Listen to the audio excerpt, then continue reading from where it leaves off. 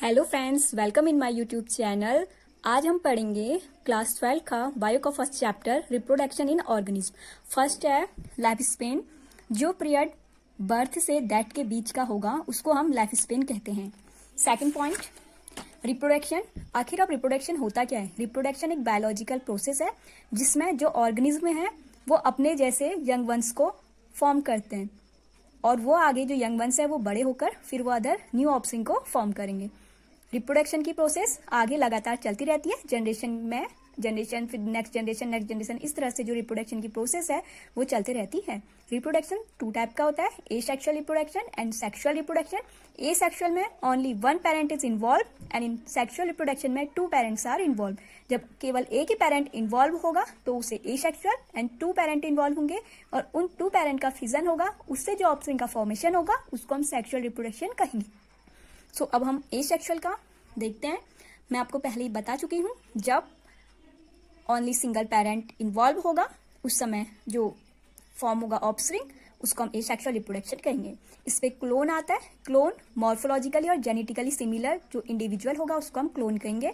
Morphologically मतलब बाहरी, जो बाहर से हमें दिखेगा वो, और जेनेटिकली मतलब अंदर से जीन जो सिमिलर होगा, बाहर से भी और अंदर से जीन जेनेटिकली सिमिलर जब ऑफस्प्रिंग फॉर्म होगा तो उसको क्लोन कहेंगे। और ये केवल ए सेक्शुअल में ही मिलता है क्योंकि ए सेक्शुअल में ही सेम ऑफस्प्रिंग फॉर्म होते हैं, अपने पेरेंट की तरह ही वो दिखते हैं।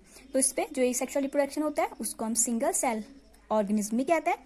जो प्रोटिस्टा है, इस पे जो मोड ऑफ रिप्रोडक्शन होगा वो सेल डिवीजन होगा, और जो सेल डिवीजन है वो अपने आप ही हो जाते हैं। ऐसी प्रोसेस है जो खुद से हो जाती है। अब यहाँ पर इसी पे बाइनरी फिजन भी आता है। बाइनरी फिजन पे ऐसा होता है, जो सेल डिवीजन होगा उसके बाद दो हाफ्स में बढ़ जाएगा और जो दो हाफ्स है वो आगे को जाके अपना खुद एडल्ट में ग्रो कर लेंगे। इसका एग्जाम्पल है अमीबा एंड पैरामीशियम। उसके बाद ईस्ट में होता है, ईस्ट में भी अनइक्वल डिवीजन होगा। बर्ड, जो ईस्ट है यहाँ पे दिखाया है ये बर्ड, आउटर एपियंस कहते हैं बर्ड को। ये आगे को जब ये मैच्योर हो जाता है तो उसके बाद जो बर्ड है वो ब्रेक हो जाता है। जब ये मैच्योर हो जाएगा, ब्रेक हो जाएगा और ये नीचे गिर जाएगा, डैच हो जाएगा, नीचे गिर जाएगा। उसके बाद ये आगे को ग्रो कर लेगा। यही बर्ड जो वाला पार्ट है ये न्यू हाइड्रे को फॉर्म करता है। तो ये बर्ड हो गया। नेक्स्ट है इनकास्टेशन। इनकास्टेशन में ऐसा होता है जब अनफेवरेबल कंडीशन आएगी। अब अनफेवरेबल कंडीशन मतलब जब lack of water, increase in temperature extra, ये सब चीजें होंगी, उस समय अमीबा सीडियोफोडिया में रहेगा और अपने चारों ओर 3 से 4 लेयर को फॉर्म कर देगा, हार्ड लेयर को फॉर्म करेगा अपने चारों ओर। तो इसी फिनोमिना को हम बोलते हैं इनकास्टेशन।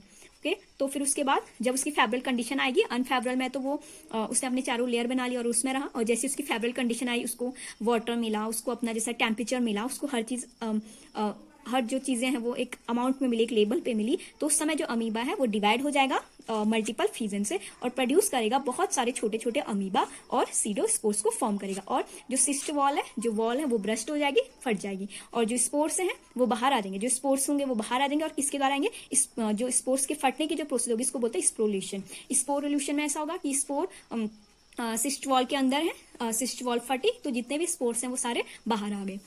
उसके बाद बहुत सारे यहाँ पर एसेक्सुअल स्ट्रक्चर होते हैं, जैसे कि आप देख सकते हैं जू स्पोर हो गया जो कि मोटाइल स्ट्रक्चर होगा।